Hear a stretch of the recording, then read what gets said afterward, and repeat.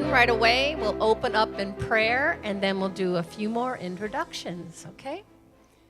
So I'm going to have Steve Thomason, our chaplain, come up and open in prayer. Here you go, Steve. Shall we pray together? Blessed are you, Heavenly Father, Creator of the universe, who brings abundance to our tables. We rejoice today over the political victories we saw last month. May our conservative values begin to reign very soon. We're asking, Lord, for your hand over the current election of Speaker Johnson, and we're asking, Lord, for your comfort over the victims and the families of the New Orleans and Las Vegas tragedies. We ask for your protection for us and our leaders during these turbulent times. May your peace come back to our world and our communities this new year. In Jesus' name, amen. Thank you, Steve. And now I want Alan Clark to come up, please, and guide us in the Pledge of Allegiance. I pledge allegiance to the flag of the United States of America and to the republic for which it stands, one nation, under God, indivisible, with liberty and justice for all. Amen. Thank you, Alan. And now we're going to have Karen Blanco come up and serve us our Americanism piece. Well, good morning, everyone. This is a nice small group. Happy New Year to each of you. Stepping back in time, here is a tribute to the American patriots at Valley Forge. The story of the Continental Army at Valley Forge is one of great pain and unbelievable challenges, full of suffering, illness, and death. However, it is also a story of courage, perseverance, and triumph, which leaves us feeling proud to be Americans. The Revolutionary War lasted 8.5 years, and the Valley Forge encampment took place in the third year of the war, from December 1777 to June 1778. By this time, most Americans realized that the British were a formidable enemy and that the revolution would be a long, drawn-out war. When they arrived at Valley Forge, the Continental Army was a collection of different colonial militias, supported by hundreds of camp followers and allies. They were hungry, cold, inadequately armed, and poorly clothed when they entered the encampment. At the end of their stay, Washington's army emerged as a unified, well-trained fighting force, ready to take on the British for another 5 years. At that time, British soldiers occupied the American capital of Philadelphia. Located 18 miles northwest from the capital, Valley Forge was a naturally defensible plateau where the Continental armies could train and recoup from past battles. The troops were close enough to maintain pressure on the British occupiers through patrols and skirmishes, but far enough away to prevent a surprise attack on Washington's troops. So what was life like in the encampment? The winter weather was not the coldest weather experienced during the war, but it was challenging. Food was obtained through a center for commissary operations from the Army itself, as well as camp stores where nearby farmers sold their produce, hogs, or eggs to the Army. Local forest wildlife provided some meat for the troops. How many people lived in the Valley Forge camp? At the start in December 1777, there were 12,000 soldiers, plus 400 enlisted men's wives, with some children, who followed the army year-round. A few generals' wives came on extended visits. Continental soldiers came from all 13 colonies and were of different ethnicities and religions. Included were free and enslaved black soldiers and civilians, indigenous peoples, wealthy officers, poor enlisted men, and European immigrants. Some served out of patriotism, others for profit, still others, such as indentured or apprentice people, earned their personal freedom by fighting the British. By the end of the Valley Forge encampment in spring 1778, when the Army massed for the campaign season, there were some 20,000 people there. During the encampment, General Washington ordered the troops into construction squads who managed to build about 2,000 log huts for shelter, each measuring 14 by 16 feet, using wood from the nearby forests. They also built miles of trenches and 5 earthen forts, as well as a bridge over a nearby river. Amazing work done in such a short time, all while coping with harsh cold, illness, and questionable food supplies. What was the worst issue for them? Not starvation, but disease. Influenza and typhoid, for example, took nearly 2,000 lives. Dedicated volunteer surgeons and nurses worked to improve camp sanitation and gave smallpox vaccines to the troops. One surgeon named Albigence Waldo left his wife, children, and medical practice to volunteer at Valley Forge. Writing in his journal at a low point for him, he recorded, quote, "I am sick and discontented. Poor food, hard lodging, cold weather, fatigue, nasty clothing, nasty cookery. I vomit half the time. Why are we sent here to starve and freeze? What sweet felicities I have left at home. A charming wife, pretty children, good beds, good food. Here, confusion, smoke, cold, hunger, and filthiness. A pox on my bad luck," unquote. And the best thing about Valley Forge? The maturation of the Continental Army into a professional force ready to take on the British Army again in the spring. Thanks in large part to a fascinating, eccentric Prussian army officer named Baron Friedrich Wilhelm von Steuben. General Washington gave him the crucial job of training the disorganized Continental Army. In spring 1778, in less than 2 months' time, Baron von Steuben and his assisting officers rallied the battered army into fighting shape. He offered to accept pay for his services only if America eventually won the war. He wore a large silver star on his chest, along with a long blue cloak and a French-style beaver hat. He knew only a few words in English, and he used mostly "squad" and "halt" in his shouts. When discipline broke down, he swore at the troops in a garbled mix of French, English, and German. But soon enough, his Prussian army drills began to build morale in the troops.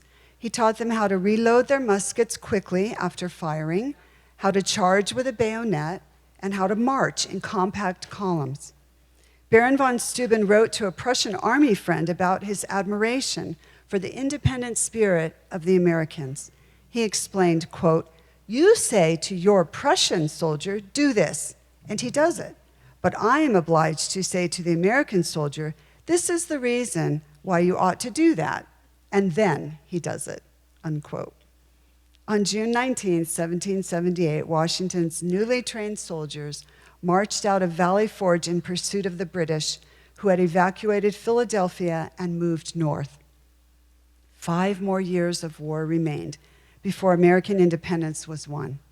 What a marvelous piece of our country's unique history is the cold winter spent at Valley Forge, Pennsylvania, and what a truly unique and wonderful country we have today. Thank you. So now I'd like to invite Betty up so Betty can introduce our keynote speaker, Deb Pauly. It gives me great pleasure to introduce Deborah Pauly. Deborah is a staff attorney with the Lex Rex Institute, a constitutional advocacy of public interest law firm. For more than 15 years, she has been a popular speaker and radio show guest known for blunt honesty, speaking the truth boldly, and articulating a common sense approach to current political and public issues. She's a founding board member and current president of the Conservative Patriots of Orange County, an autonomous, nonpartisan, nonprofit 501c4 social welfare entity dedicated to individual liberty, limited government, local control, sound fiscal policy, and free enterprise. Deborah served 2 four-year terms as an elected council member of the city of Villa Park, providing oversight and setting policy that led to greater fiscal stability for that municipality. Ms. Pauly received the 2009 Woman of the Year Award for the 60th Assembly District. It is a rare distinction to be honored once, but Deborah was also named Woman of the Year in 2003. Since 2008, Deborah has served on the National Council of the John Birch Society, where her responsibilities include input towards strategic decisions. JBS's primary mission is spreading the message that with less government, more personal responsibility, and God's help, we can live in a better world. She is also a graduate of the Defense Information School and was honorably discharged after serving active duty as a non-commissioned officer, public affairs specialist in the United States Air Force. Deborah? Thank you for that wonderful introduction. You almost told my entire life story. I like that. You forgot to mention, though, that I'm real handy with an M16 and a 38. I think people need to know that. My enemies should make note of that. At any rate, you're going to have to be flexible because I have to be flexible. My laptop is over here. So I may run back and forth once in a while. I just have a couple of things I want to show you. I'm not wed to it, as I often am when I'm on the speaker's circuit on the propositions. Pat, what an honor it is for you to have invited me to be your first speaker of 2025. What a great year this is going to be. It really is. But we have a lot of work to do. Trump won bigly, really bigly. And it was because of the MAGA movement. The MAGA movement has made the 2024 presidential election too big to rig. It was impossible to steal it, which they did in 2020. And that evidence is irrefutable. Any of you who've been paying attention to Dr. John Eastman and our law firm's lead attorney actually is on the John Eastman legal defense team. And we'll be traveling out to Mar-a-Lago tomorrow for the launch of a movie that is all about Dr. John Eastman. But anyone who paid any attention to Dr. John Eastman being tried before the California State Bar Court, where they are trying to disbar him, would have seen 2 weeks worth of irrefutable evidence that showed that the 2020 election was stolen. And nonetheless, even with all of that evidence, with an extraordinarily biased court, the judge was actually arguing on behalf of the prosecuting team when she didn't think they were doing a good enough job of prosecuting Dr. John Eastman. They did not want to see that. They did not want to see the truth. But we are all about truth. We need truth. Truth is important, and I speak some truth, and you might not like everything I say, and that's okay. You know why? This is the United States of America. But even with all of that truth, they still recommended to the state Supreme Court that Dr. John Eastman be disbarred. There's a movie that's going to be coming out about that. I sent notice of that to Pat Mycone. I don't know if she forwards to you any of the CPOC messages, but I hope she does. You know, patriots took a giant sigh of relief right after the election. It was a time of great national torment. It really was. Those 4 years were torment, at least to me. The torment has finally ended. We passed the test. Yes, we did. We survived the most intense election cycle of my life, and I'm no spring chicken, although some of you've got me beat. Just a few of you have me beat, Shirley. I want to be Shirley Morgan when I grow up, and that's a fact. That's a fact. But across the board, I think all of us were just exhausted after that election. We had all worked tremendously in a variety of capacities. Every single individual who participated was critical and crucial. If anyone had not done what they did, we would not have succeeded, and that's a fact. We became bold and bolder as time went along. We did not allow the left to continue to kowtow us into silence, which I think had been just a horrible thing that we had allowed to happen to our nation. How did that happen to us? They silenced us. They shut us down. They shut us in our homes. They shut our churches. They made us wear masks. They told us we couldn't go out. We couldn't meet with our own families. This was all by design. This was all by design. They wanted to create a nation full of fear.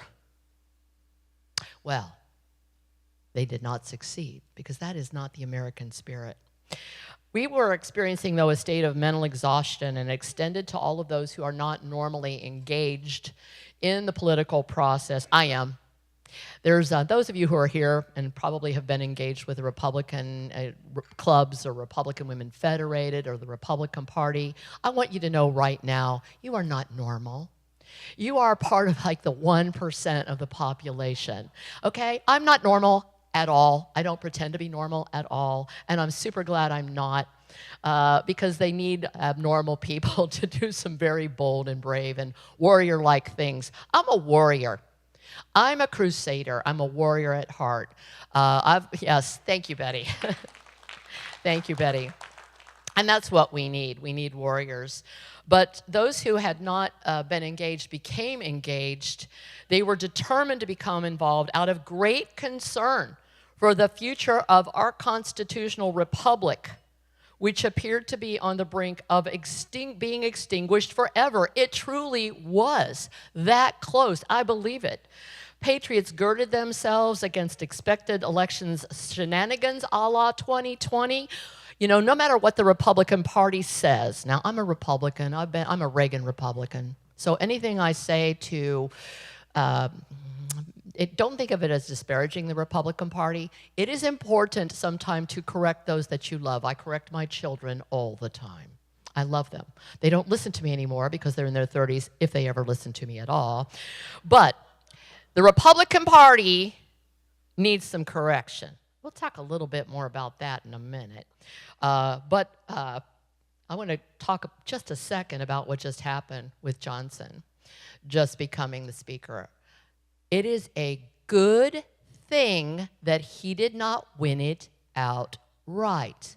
It puts him on notice that he better be paying attention to the MAGA, America First, Freedom Caucus, because that is the caucus that's speaking for we, the people. That's important. It's important.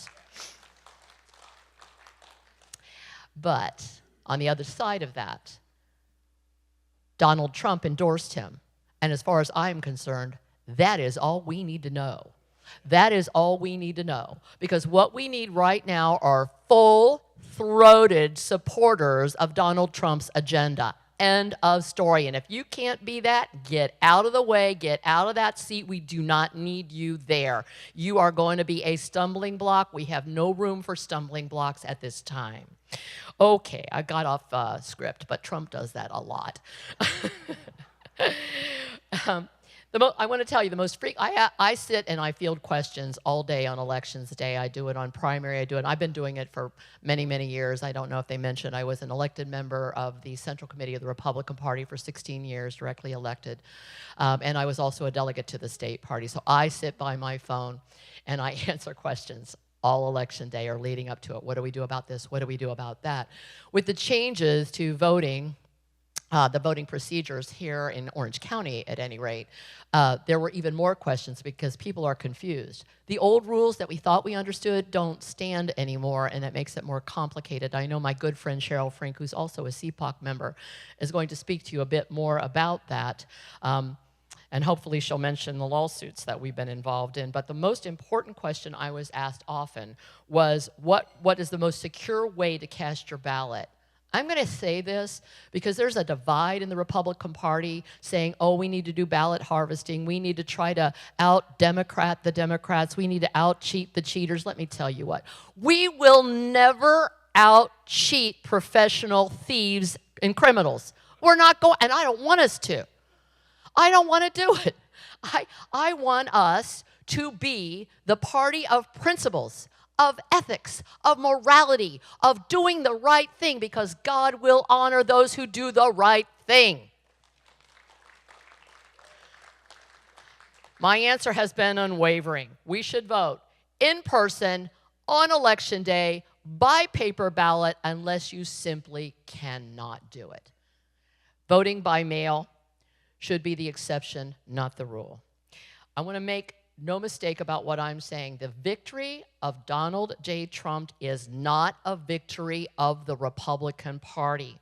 In fact, it's a victory despite the Republican Party. Many in leadership positions are never Trumpers and underhandedly worked against him behind the scenes. I will bring to your attention, Orange County did not go for Donald Trump again. It went for Hillary Clinton. That is when you started seeing never Trumpers infiltrate at the county level, and I tend to stay and play in my own backyard, and at the state level with a nod and a wink saying, hey, you don't have to vote for him. You don't like him? We don't like him either. Why don't they like him? Because many of them are globalists. That's a fact. Many of them do not want us to go back to the days of Reagan Republicanism. They want us to stay with this new group. There is a great think piece essay that was published in Hillsdale Imprimis. I'm going to send it to Pat, and I'm going to forward it to you. The most eloquent expose or explanation of the current civil war that's taking place in the Republican Party. There is a civil war in the Republican Party, and it's a civil war that we need to win. I know not all of you are MAGA. I am. Make America great again. I am. Donald Trump's victory is a victory for we, the people. It's a victory for the grassroots, America First, MAGA movement, patriot community. We prevailed this time because the situation was so dire. It was so bad. California is not a lost cause. Some of us think California is a lost cause. Donald Trump has not given up on California, not at all. How do we know that? He came out here and he held a rally at Coachella at a critical time during the election cycle. Did he have to do that? Did he think he was going to turn votes here? Probably not, but he wanted to send a clear message. I still care about California. I still care about California voters. And if you look at the rallies that took place across the country, in those really strong red states and those areas where we had strong conservative, real conservative candidates that were running for Congress and Senate and governor, those individuals showed up at the rallies, they spoke at the rallies, they were recognized by President Trump at the rallies. In Southern California, at Coachella, not a single one of our Southern California congressional delegation showed up. Not one of them. Not Steve Garvey, who lives out there. None of them. What does that tell you? Look, there are people who are upset that we lost, that Scott Baugh lost his seat. I'm not. I'm thrilled to death. The last thing we need is to send another never-Trumper out there who is going to work against the Trump agenda. So right now we have a Democrat. Is that a bad thing? Yeah, it is. But you know what also it means? It means we will get to work finding a good, substantial Republican candidate to run for that seat that can take that seat to go help. They are here. Max Ukrapina was a great candidate, young, smart, got a lot of great ideas. He's the real deal. He's full-on MAGA, full-on. He is a future. Talking about future. Let's talk about the future just a little bit. I want to talk about J.D. Vance. What a brilliant choice J.D. Vance was. Brilliant, brilliant. First of all, I'm from Ohio. Okay.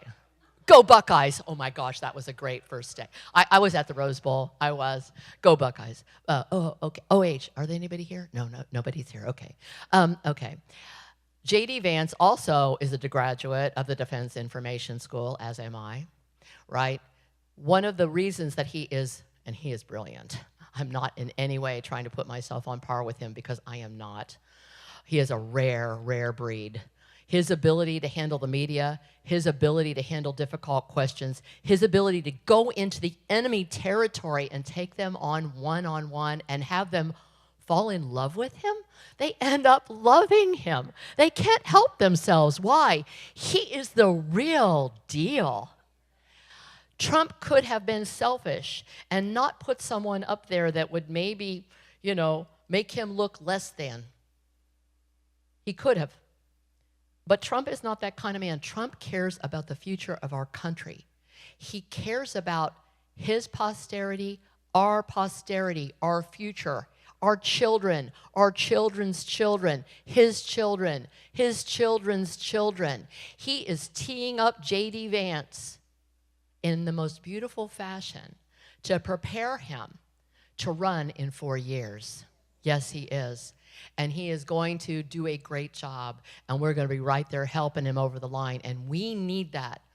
4 years is not going to be enough to be the hard, right, pull, course correction that we need to get our country back on track. We're going to need every bit of 12 years to do it.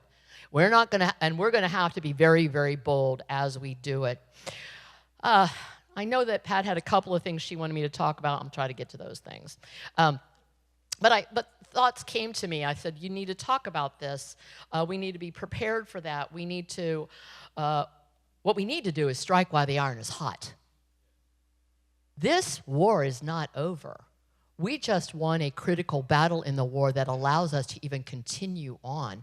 If we had lost this war, it would be game over. The country would be belly up. It would be done.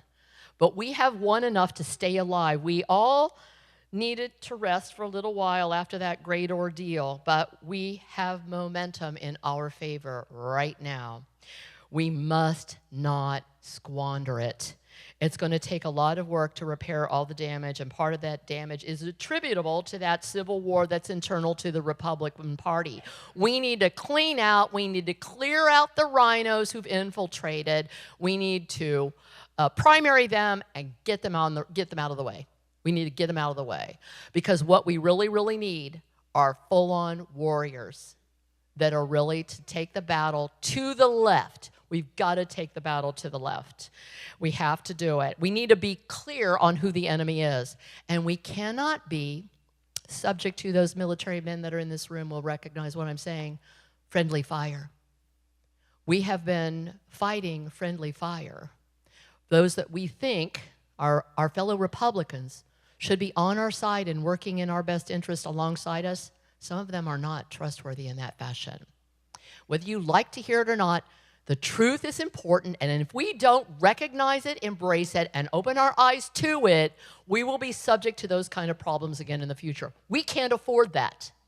We need to know who our friends are. We need to know who our enemies are, foreign and domestic, internal and external to the Republican Party. That's highly important. We need full-throated Trump supporters who will advance the Trump agenda and make America great again. To that end, there's already a statewide effort that has materialized to recruit and run retired State Senator Mike Morrell, who is an honorable and trustworthy and dignified businessman, running him as the new chairman of the California Republican Party. So if you haven't had an opportunity to hear him yet, we had him at CPOC, and I actually was on the stage with him with a post-election wrap-up Thursday after the election. We didn't know how it was going to go. We didn't know if we were going to be binding wounds or if we were going to be celebrating a great victory. That room was packed with people, enthusiastic, but very aware, very knowledgeable that the work was not done. There were 3 times as many people as in this room, and this is a good room. This is a lot of people who care. I know you care as much as I do about my country. Do you love your country? Do you love your country? Yes. Sometimes that we make mistakes. Yes, we do. We all do. But overall, when you look at what we stand for is great. It is truly great. It is exceptional. Our Constitution is God-breathed. It's a God-breathed document. It is inspired by men of great genius. It has survived forever. If you look at how few times it has been amended and still functions beautifully, it still functions. Do you know how many times the California state Constitution has been amended? About 600 times. About 600 times. So all of us that stand up to take the oath of office when we swear to protect and defend the Constitution of the United States of California against all enemies, foreign and domestic, and the Constitution of the state of California, I tried to read it. No one that is swearing allegiance to the Constitution of the state of California has read the entire document. But that's okay. They vote on all kinds of things they haven't read, and they're willing to go that direction. All right, so we need to repair things at the state level, and there's a great effort that's statewide that's already occurring. It's happening. But we also need to reform the OCGOP. We do. And I want to talk just a bit, yes, we do. I want to talk just a bit about CPOC, Conservative Patriots of Orange County. It's been in operation now for 3 years and about 3 months. It actually is birthed out of the dissolution. We dissolved the Orange Republican Women Federated, and there are many federated units that are dissolving or have been dissolved to go autonomous and not be under the strict control of a hierarchy from on high that was controlling what they did, how they did it, their money. You had to send your money up to them and telling them what to think and how to think and controlling these women, which might have worked at one time. It's really hard to control women. Have you guys ever noticed how hard it is to control women? It's pretty hard to control women. But what is it when an organization from on high sends diktats down to the lower level and tells you what to do and how to do it and whether you can do it? That's communism. And we were losing because we were trying to function in a free society and run successful campaigns and elections under communism when we don't stand for communism. That is a real problem. So one of the things that CPOC started about 2 years ago was, how are we going to take back the Republican Party? And along with the California Republican Assembly, which Ronald Reagan called the conscience of the Republican Party, we had a steering committee that came together with early meetings, and we started strategizing on how we would begin finding not just candidates, the right candidates. We don't want to just fill a seat. We want to fill a seat with the right people. The people that will do the work that needs to be done. The people that will not easily be co-opted in. Those that are not susceptible to ego stroking. Because they start stroking your ego and and then they bring you on in, and the next thing you know, you're voting and walking and talking just like they are. We don't want that. We don't need that. We want strong individuals of good moral character, who know the difference between right and wrong and will not be easily swayed. So it was my understanding that Fred Whitaker, who is or was the chairman of the Republican Party, said he would step down if Donald Trump was our nominee. And to Fred's credit, he announced that he would not be seeking another term after 10 years as chairman of the Orange County Republican Party. He was good to his word, yes. That's to his credit. To his discredit, he has handpicked his successor and intends to keep his fingers in the money jar by staying on as the finance director. Now, it's remarkable that this was presented as a fait accompli to all of those Central Committee members who were currently on the Central Committee of the Republican Party of Orange County, and also to those newly elected members that have not even been sworn into office yet.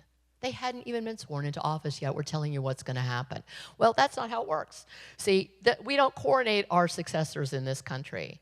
The vote of the people and those representatives that Republicans have sent from their assembly district to the Central Committee get to vote on who the new chairman of the Republican Party is going to be. I'm not saying that Fred Whitaker's hand-selected successor isn't the right person. I'm saying that you have to do things the right way, right?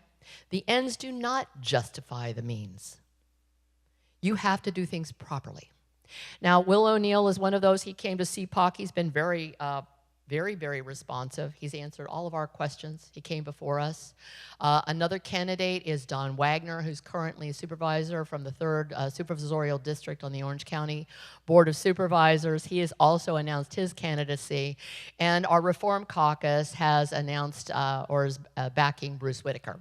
Bruce Whitaker is a former Fullerton mayor. He just stepped down after many years of service there. And he used to be on the Central Committee back at a time when I was on the Central Committee. And the Tea Party had accidentally, we didn't even plan it, we accidentally took enough seats that we started changing the dynamic of the Central Committee. And I'll tell you what, the establishment got very, very busy to work figuring out how they could kill off the Tea Party. And they did. They were able to unseat some of those people. They were able to get rid of some of those people. But what they didn't know was the Tea Party just went quiet for a little while. And we have reemerged. And all MAGA is the Tea Party morphed into a bigger, stronger, more aggressive, more compelling animal that is learned our lessons from that first round from internally. So there's going to be an election that takes place on January 13th for the new chairman of the party.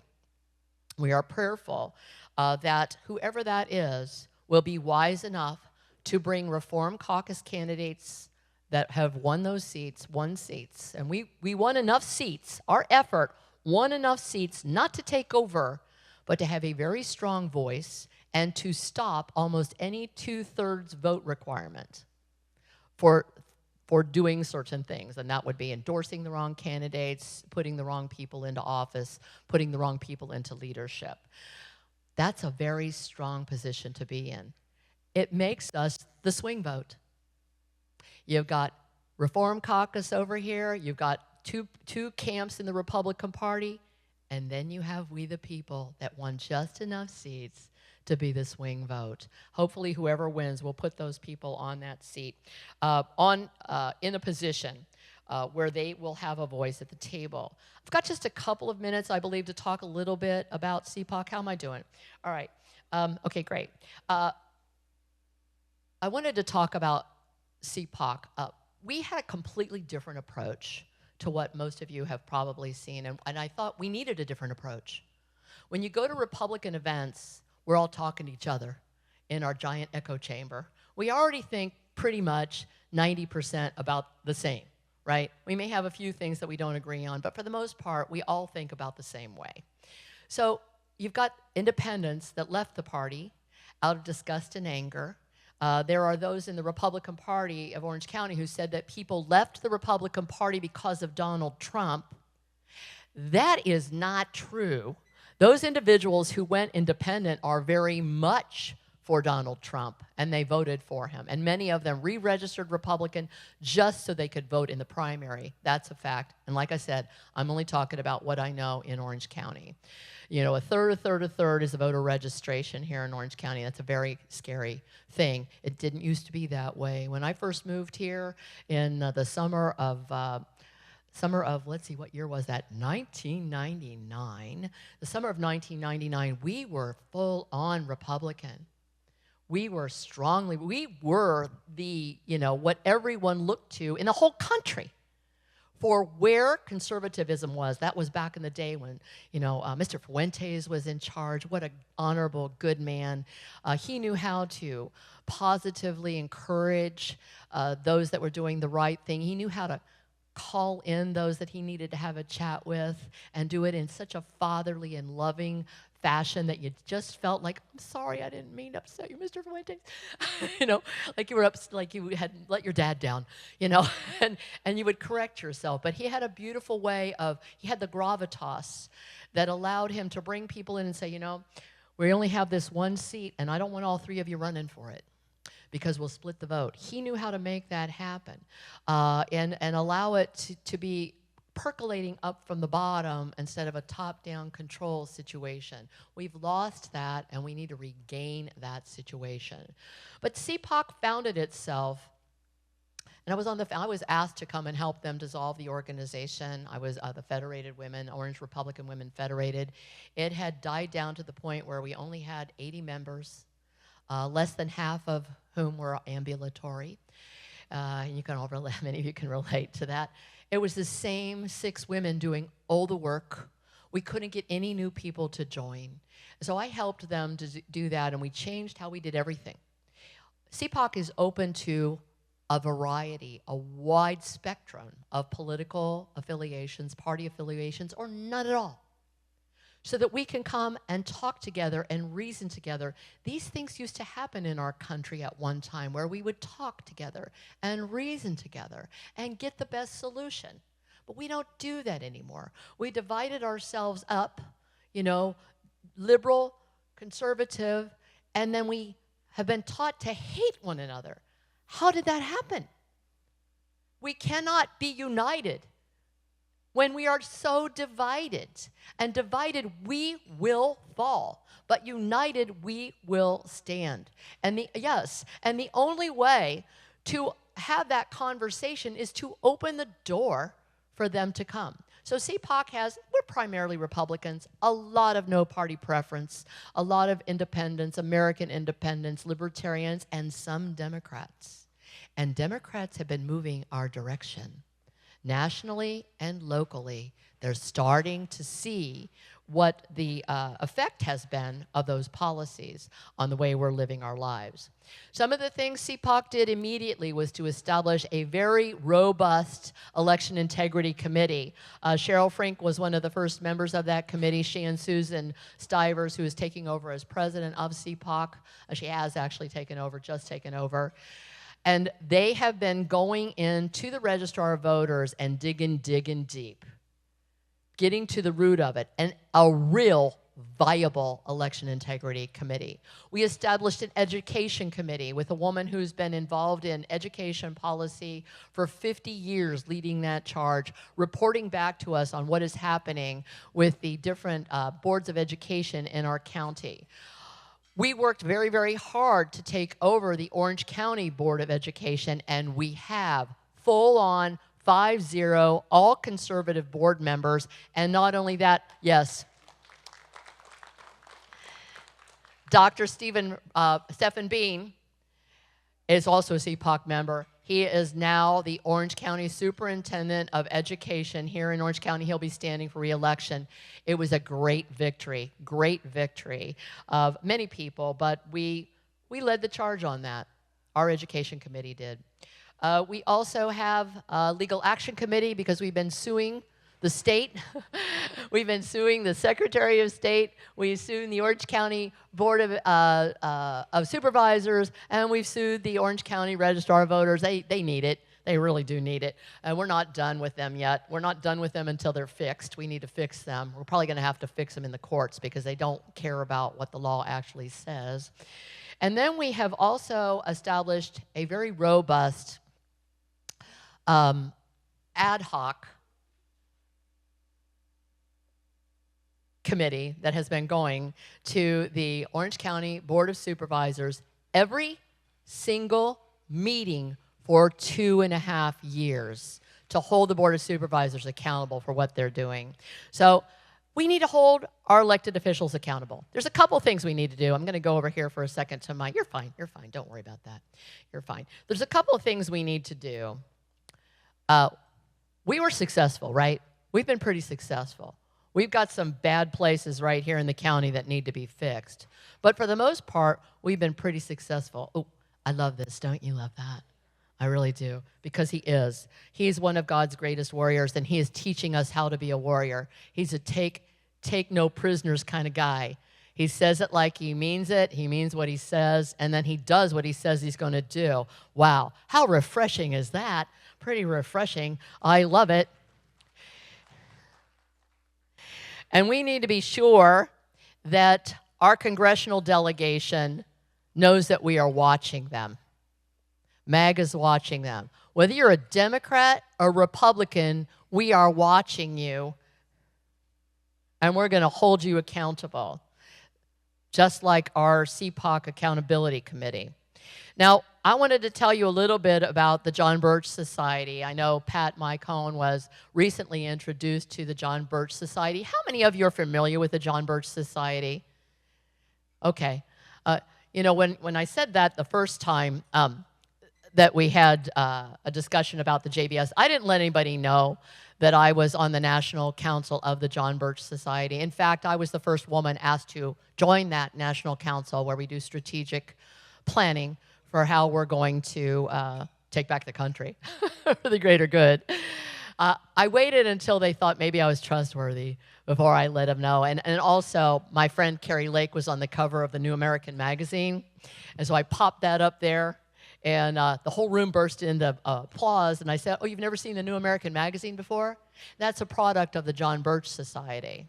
You know, the John Birch Society was dirtied up pretty bad because it had been very, very effective at exposing the march of communism, socialism, progressivism. They just keep changing the name, but they're still doing the same exact thing, and that's why they work so hard to dirty them up. That's what the left and the evil doers do, is they try to dirty up and destroy those who are actually exposing their deeds in darkness. They're doing these things in darkness because that's where the devil does his work. It is our job to be light. Shine a light on it. Shine sunshine on it. That is a great disinfectant. Show them for what they are. One of the things that the John Birch Society does is it produces the Freedom Index. Here it is, thefreedomindex.org. If you want to know how you and or your congressional representatives are voting, what is their voting record, you can go here. This is the most recent congressional record showing how they've been voting. Now, let me see if I can get to it. I want to go there. It's based on the Constitution. When you get this record, you can look at the record, and you will be able to see each vote that's being graded, why it's being graded a certain way, where it's in compliance with the Constitution or not, and if it is not in compliance with the Constitution, why not? And then there's a score. There's a score for that congressional period, and then there's also cumulative. You guys remember Dana Rohrabacher?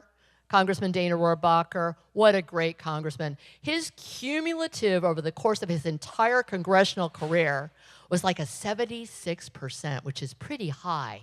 All the votes he'd taken were so close to being, in alignment with the Constitution.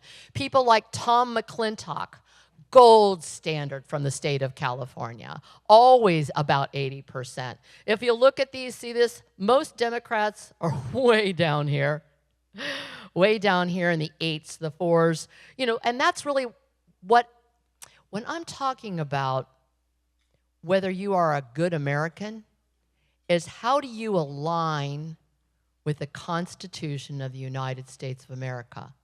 If you take an oath to support it, and yet you vote in a way that's it's not in compliance with the Constitution, you are not upholding your oath of office.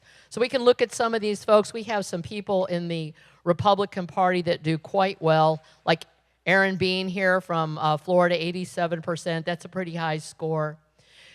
You can go down here and look at, I want you to make note of this. I can also send the link. I can send the link to Pat Micone if you want to look at it. It comes out after every cycle, every congressional vote cycle, so that you can see how your representatives have been voting. Look at this guy right here where'd that person go? Right there. 100% Oklahoma, 100%. Always on point, always on point. These are important. See how some of these people vote? Most of the Republicans do pretty well. We don't do that well in California, which makes me pretty sad. We think we're sending Republicans, but are we sending constitutional Republicans? Because that's what we really, truly need.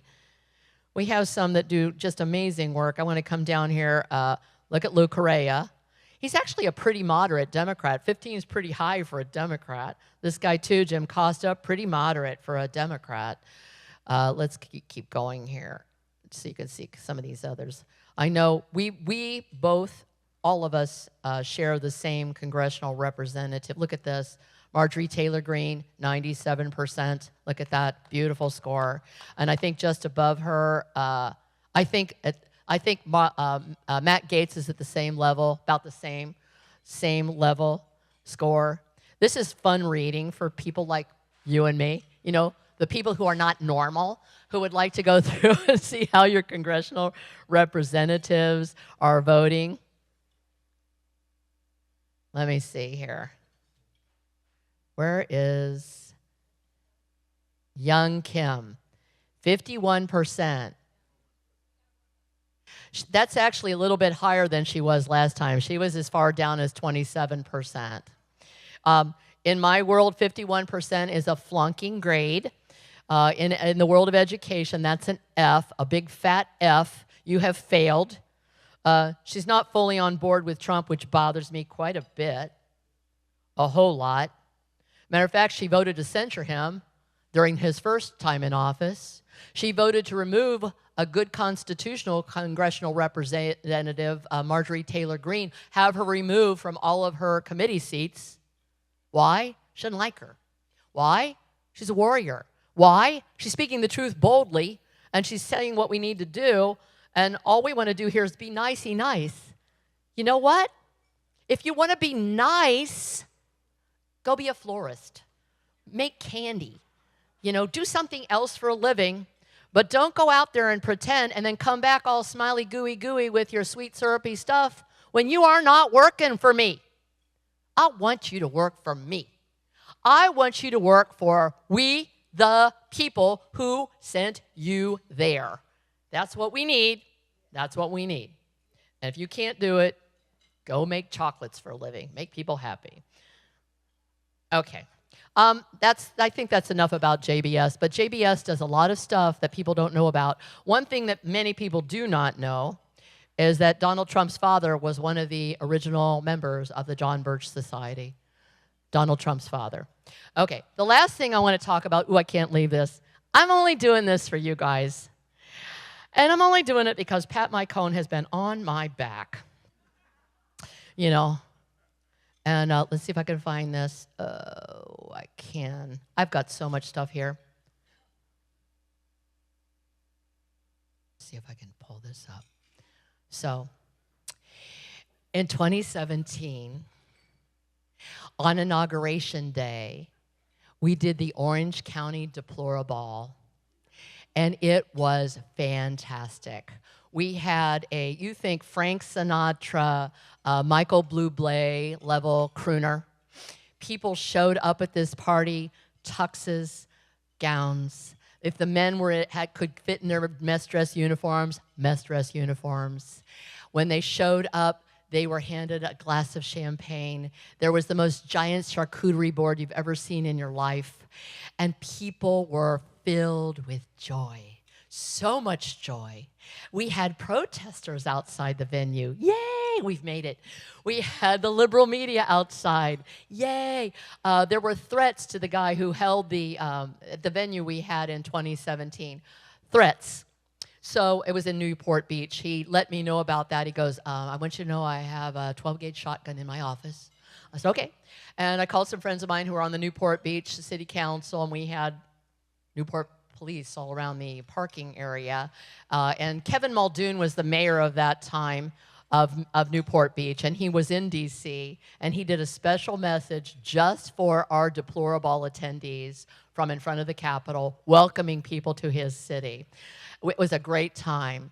And as soon as Trump won, people started harassing me. I'm not going to name all of them, but Pat Mycone. And are we going to do it again? Oh, yeah, we're going to do it again. It's the OC Deplorable 2.0. I want you to know something. Other than the designer and the executive board, you are the very first people to see this. You are the very first people to see this. The announcement's going to go out. We have seating for 200. It's going to be an inaugural garbage gala because we are all garbage. It's going to be uplifting. It's going to be inspiring. It's going to be elegant. It's going to hearken back to the days of great American exceptionalism. It's going to be on Inauguration Day. And if Trump is true to form, he will keep his inaugural address very, very brief. He did only 9 minutes in 2017. We will be able to play the whole thing at that. We will have it taped and ready to go for you. We're flying Stephen Michael in from Florida. He plays our logo, but he's going to be flying in for our event. With the Chris Barron Jazz Quartet.